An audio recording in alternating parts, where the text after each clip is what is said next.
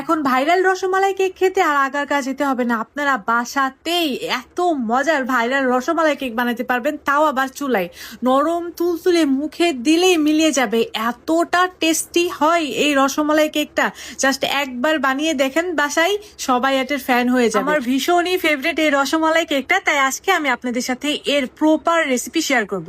তো প্রথমেই আমার লাগবে রুম টেম্পারেচারে থাকা 4টা ডিম।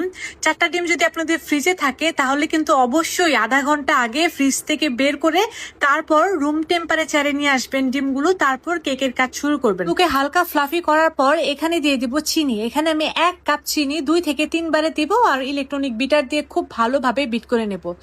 মেক শিওর করতে হবে চিনিটা যেন একদম প্রপার ভাবে গলে যায়। চিনিটা যদি প্রপার ভাবে না গলে তাহলে কিন্তু কেক হওয়ার পরে ধাপ করে চুপসে যাবে। আমি প্রপার ভাবে চিনিটাকে গলিয়ে নিয়েছি। এখন এর ভেতরে দিয়ে দেব আমি ভ্যানিলা এসেন্স। আমার কাছে রসমালাই এসেন্সটা নাই, তার জন্য এখানে আমি ভ্যানিলা এসেন্সটা দিচ্ছি। তবে আপনারা চাইলে এখানে রসমালাই এসেন্স ইউজ করতে পারেন। তারপরে আমি আবারও হালকা ভাবে একটু বিট করে নিচ্ছি। তো আমার বিট করা এখন একদমই ডান। এখন এখানে আমি শুকনো উপকরণ মিশাবো। শুকনো উপকরণের ভেতরে 1 কাপ ময়দা আর 1 চা চামচের মতো দিয়ে দিয়েছি বেকিং পাউডার। দিয়ে এগুলোকে খুব ভালোভাবে চেলে চেলে মিক্স করে নেব। একটু আলতো হাতে একটু সময় নিয়ে মিশাবেন, তাহলে দেখবেন যে এটা খুব ভালোভাবে মিশে যাবে। তো এটাকে আমি আলতো হাতে সময় নিয়ে মিশিয়ে নিয়েছি, আর এটাকে আমি 2 বার চেলে চেলে মিশিয়ে নিয়েছি। 9 ইঞ্চি একটা মোল্ডে তেল ব্রাশ করে তারপর একটা কাগজ বিছিয়ে দিয়েছিলাম। তারপর আমি এই কেকের বেটাটুকুকে ঢেলে দিয়েছি এবং কাঁটা চামচ দিয়ে একটু নাড়িয়ে ছাড়িয়ে দিলাম যেন কোনো প্রকার বাবলস ক্রিয়েট না হয়।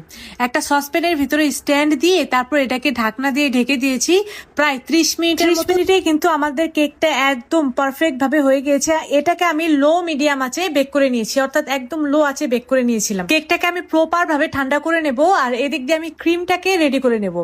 এখানে আমি ভিভো হোয়াইট ক্রিমটাকে রেডি করে নিচ্ছি। তার জন্য আমি বাটির নিচে একটু বরফ দিয়েছিলাম, যেহেতু এখন গরম দিন, ক্রিমটা স্টিফ হতে একটু বেশি টাইম লাগে। বাটির নিচে বরফ দিলে ক্রিমটা খুব সুন্দরভাবে পারফেক্ট ভাবে স্টিফ হয়ে যায়। আমার কাছে ইয়েলো কালারটা ছিল না, তার জন্য এখানে আমি হালকা অরেঞ্জ কালারটাকে ইউজ করতেছি।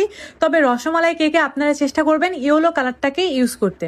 তো এ তো আমার ক্রিমটাও একদম রেডি হয়ে গিয়েছে, আর এদিক দিয়ে আমি কেকটাকে স্লাইস করে নিব। কেকটাকে আমি 2টা স্লাইসে স্লাইস করে নিচ্ছি, আর দেখতে পাচ্ছেন কেকটা কত সুন্দর স্পঞ্জি হয়েছে, একদম পারফেক্ট একটা কেক হয়েছে। মাশাল্লাহ মাশাল্লাহ। তো রসমালাই কেক বানাচ্ছি, সেক্ষেত্রে আমাদের তো রসমালাই লাগবেই।